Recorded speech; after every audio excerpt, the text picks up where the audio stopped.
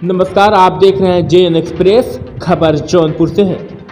जफराबाद विधानसभा का टिकट किसे मिलेगा, यह दौर जारी है।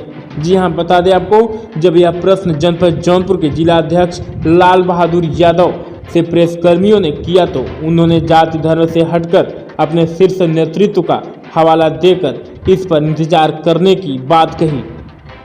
प्रेस कॉन्फ्रेंस के दौरान जिला महासचिव हिसामुद्दीन, जिला प्रवक्ता राहुल त्रिपाठी और जिला में ब्राह्मण चेहरे कहे जाने वाले समाजवादी पार्टी के नेता रत्नाकर चौबे समेत आदि मौके पर मौजूद रहे। आइए देखते हैं यह रिपोर्ट। देखिए, वो विराम कक्ष में कब के जा चुके हैं इसलिए कि हमारा अल्पसंख्यक समाज विशेष रूप से हर बातों को बड़ी गंभीरता और गहराई से समझते हुए हर बातों का बड़ी बेबाकी से जवाब दे चुका। उसका जीता जागता उदाहरण जो है पश्चिम बंगाल का चुनाव हो रहा था, वहाँ से बड़ा करारा जवाब देकर के लोगों ने भेजा है। आने वाले समय में अब ऐसा कोई विषय है ही नहीं। जो एक सवाल सर रहेगा मेरा कि विधानसभा चुनाव में अभी लगभग 6 महीने से कम का समय शेष है, लेकिन उससे पहले जातीय समीकरण समाजवादी पार्टी ने, भाजपा ने, आम आदमी पार्टी ने और दूसरे दलों ने बनानी शुरू कर दी है। बड़ा छोटा सा सवाल कि यदि जफराबाद में दुर्भाग्य से जातीय समीकरण भूमिहारों के पक्ष में नहीं गया, सवर्णों के पक्ष में नहीं गया, यदि जगदीश नारायण राय जी को टिकट नहीं मिला, तो आपकी तरफ से अखिलेश यादव जी को कौन सा चेहरा यहाँ से जाने वाला है? यही ठीक सामने बैठे रत्नाकर चौबे जी या राहुल त्रिपाठी जी या फिर दूसरा कोई? देखिए, सवाल इस बात का है कि समाजवादी पार्टी जात तोड़ो समाज जोड़ो की राजनीति करती है, और जो जातिवादी है वो समाजवादी नहीं है, जो समाजवादी है वो जातिवादी नहीं है। ऐसी दशा में इन सारी बातों का निर्णय तो राजनीतित्व करता है।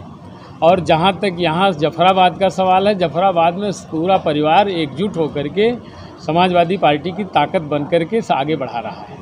गुड़ खाओ गुलगुले से परहेज, सपा पसंद है अल्पसंख्यक को। मैं देख सकता हूं कि मोर्चे के बिल्कुल जिलाध्यक्ष जी हैं। आपसे सवाल करना चाहूँगा कि गुड़ खाइए लेकिन गुलगुले से परहेज, आखिर क्या कमी है ओवैसी जी में जो सीधे सीधे सपा के साथ जाना चाहते हैं?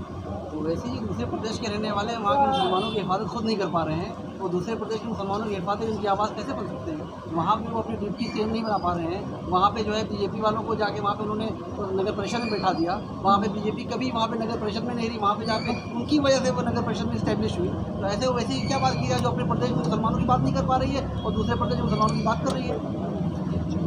सर, एक प्रश्न बनता है जो है कि जो आपके बेस वोटर हैं जो कहे जाते हैं वाईएम खाते हैं, मुसलमानों को गुमराह करने के लिए, जैसा कि एक नाम बार बार आ रहा है प्रश्न में, असदुद्दीन ओवैसी, जिससे आप दरकिनार कर रहे हैं, लेकिन यादव समीकरण को भी ठेस पहुंचाने की भरपूर कोशिश हो रही है, इससे कैसे निपटेंगे? नहीं, कहीं ठेस पहुंचाने का ऐसा कोई विषय ही नहीं है। क्योंकि देखिए, बहुत सारे लोगों को गुमराह करके प्रदेश और देश की सरकार जनता को गुमराह करके सत्ता हासिल की थी। आज वो सारे लोग अपने को ठगी का शिकार महसूस करते हुए विकल्प के रूप में सिर्फ समाजवादी पार्टी को माना है, और उनको 22 का इंतज़ार है कि जितना जल्दी इस चुनाव की घोषणा हो जाए उतना जल्दी वो समाजवादी पार्टी की सरकार बनाना चाहते हैं। कैंडिडेट्स का नाम निर्धारित खुलकर कब तक हो जाएगा सर? ये तो नेतृत्व का काम है, नेतृत्व अपना फैसला करेगा। आसार कब तक?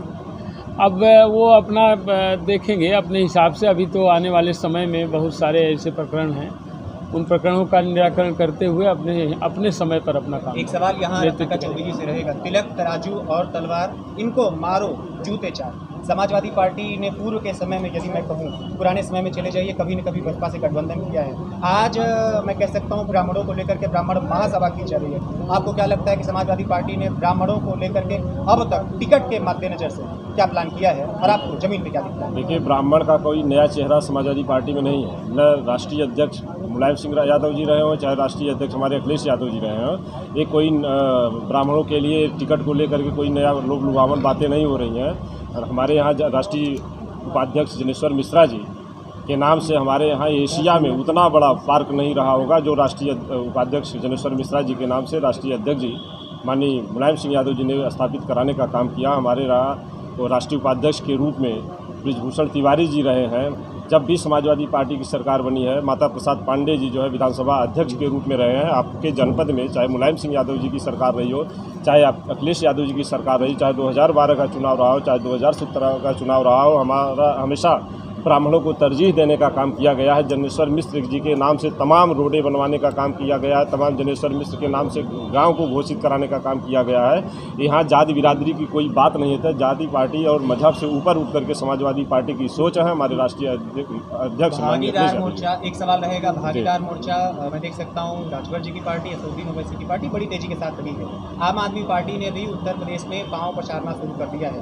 बीते दिनों देवरिया और सुल्तानपुर में भी आम आदमी पार्टी के कार्यकर्ताओं को जोड़ने की बात चल रही है। आपसे पूछना चाहूँगा, आम आदमी पार्टी और भागीदार मोर्चा के जिस तरीके से उत्तर प्रदेश में बड़ी चुनौतियों के साथ प्रवेश जड़ रहे हैं, उससे समाजवादी पार्टी को कितना नुकसान होगा? देखिए, समाजवादी पार्टी तो वो राष्ट्रीय अध्यक्ष जी का बात है कि किससे क्या हो रहा है, लेकिन समाजवादी पार्टी के लोग अपने समाजवादी पार्टी के लोगों के बलबूते पर सरकार बनाने के लिए 2022 में एकदम कटिबद्ध हैं और हम लोगों का टारगेट है 351 सीट जीतने का। यह समाजवादी पार्टी माननीय राष्ट्रीय अध्यक्ष जी के नेतृत्व में हम लोग सरकार पूर्ण बहुमत से 351 सीट को जीत करके और राष्ट्रीय अध्यक्ष माननीय अखिलेश यादव जी को मुख्यमंत्री बनाने का आपके बीच में जितने कार्यकर्ता है सब काम करेंगे। रत्नाकर जी, आप पार्टी के पुराने चेहरे हैं, इससे आपसे भी एक सवाल बनता है कि जो अभी बीएसपी सुप्रीमो ने अपने एक बयान में कहा और ब्राह्मण कार्ड खेलने की बात कही, कितना असर पहुंचा सकती है? देखिए, उनके पास एक चेहरा है या नहीं है उसको मैं नहीं बता सकता हूँ। मिश्रा जी का, सतीश मिश्रा जी का, वो अगले बार चुनाव जीती उनके चेहरे पर, लेकिन उसको ले जा करके कूप भवन में डाल दी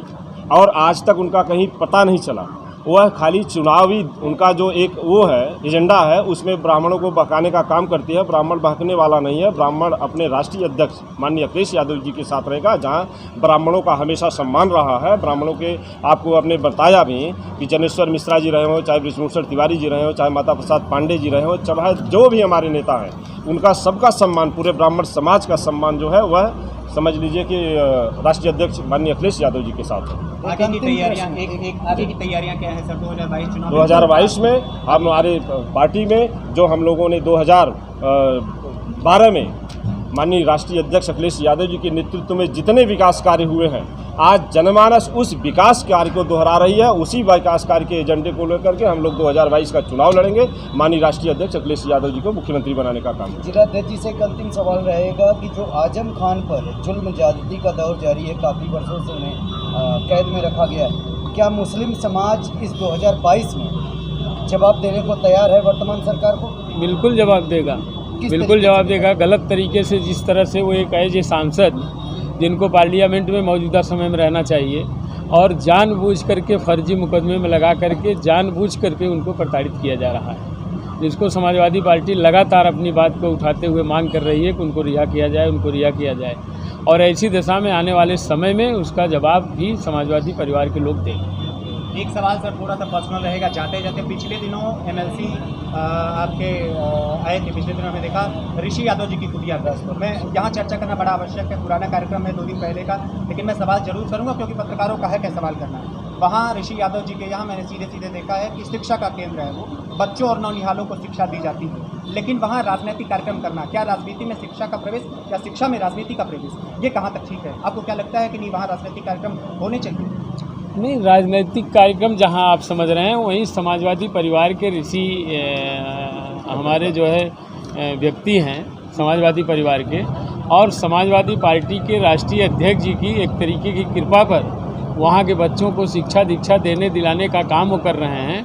और ऐसी दिशा में मैं समझता हूं कि जो उनकी सोच है उस सोच के मुताबिक उसको आगे बढ़ाएंगे तो जहां राजनीतिक संरक्षण की ज़रूरत है उसको समाजवादी परिवार